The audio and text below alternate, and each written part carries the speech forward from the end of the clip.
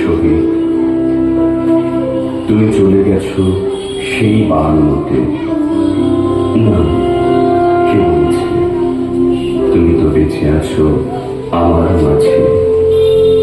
তুমি বেঁচে আছো এখনো 16 কোটি বাঙালির মাঝে। তোমার হাত ধরে এসেছে আমার মা ডাকখানে।